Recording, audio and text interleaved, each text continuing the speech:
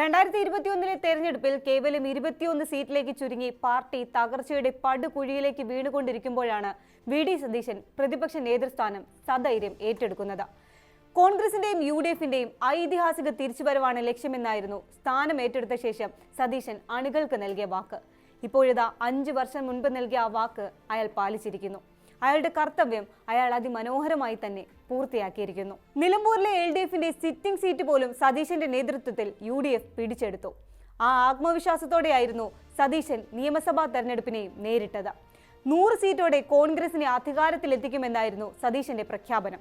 Exit പോളുകൾ ഉൾപ്പെടെ കോൺഗ്രസിന് വലിയ മുന്നേറ്റം ഉണ്ടാകില്ലെന്ന് വിധിച്ചപ്പോഴും കോൺഗ്രസുകാർ തന്നെ ഭൂരിപക്ഷം കുറയുമെന്ന് പറഞ്ഞപ്പോഴും പറഞ്ഞ വാക്കിൽ നിന്ന് ഒരടി മാറാൻ അദ്ദേഹം തയ്യാറായിരുന്നില്ല. മുസ്ലിങ്ങൾക്കെതിരെ വർഗീയത തുപ്പിയ വെള്ളാപ്പള്ളിയെ ഇടതുപക്ഷത്തിന്റെ മുഖ്യമന്ത്രി പോലും ചേർത്ത് പിടിച്ചപ്പോൾ അയാൾ പറഞ്ഞതിനെയും അയാളെ തന്നെയും തള്ളിക്കളയാൻ സതീശന് രണ്ടാമതൊന്നും ആലോചിക്കാനുണ്ടായിരുന്നില്ല. കോൺഗ്രസിലെ പല നേതാക്കളും മൃദു സമീപനം വെള്ളാപ്പള്ളിയോട് സ്വീകരിച്ചപ്പോഴും വർഗീയതയുമായി ഒരു സന്ധിയുമില്ല എന്നതായിരുന്നു സതീശന്റെ നിലപാട്.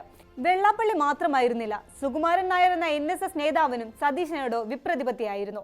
അയാൾ ഒരു നേതാവാണോ എന്നതായിരുന്നു സുകുമാരൻ നായരുടെ ചോദ്യം. അപ്പോഴും ഇപ്പറഞ്ഞ സമുദായ നേതാക്കളിൽ ആരെയും പോയി കണ്ട് മഞ്ഞുരുക്കാൻ സതീശൻ ഒരുക്കമായിരുന്നില്ല.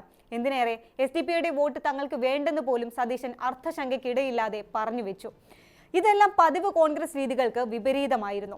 അതിനിടെ പലതരത്തിൽ വ്യക്തിഹത്യകളും സതീശൻ ഈ കാലയളവിൽ നേരിടുന്നുണ്ട്.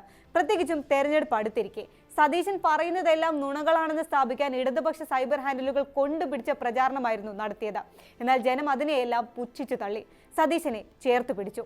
സമീപകാലത്ത് UDF നേടിയ ഏറ്റവും വലിയ വിജയമാണ് ഇത്തവണത്തേത്. 21-ൽ നിന്ന് 63 സീറ്റിലെത്തി നിൽക്കുകയാണ് കോൺഗ്രസ്. അതായത് 3 ഇരട്ടി സീറ്റുകൾ. മുന്നണി 102-ലും എത്തി നിൽക്കുന്നു. വി.ഡി. എന്ന പ്രതിപക്ഷ നേതാവിന്റെ ദൗത്യം ഇവിടെ പൂർത്തിയാക്കുകയാണ്. പ്രതിപക്ഷ നേതാവായ അധികാരമേൽക്കാൻ നിൽക്കവേ സോണിയാഗാന്ധിക്ക് അയാൾ കൊടുത്തൊരു വാക്ക് അതിന്ന് പാലിക്കപ്പെട്ടിരിക്കുന്നു. UDFും കോൺഗ്രസും ഐതിഹാസികമായി തിരിച്ചു വന്നിരിക്കുന്നു.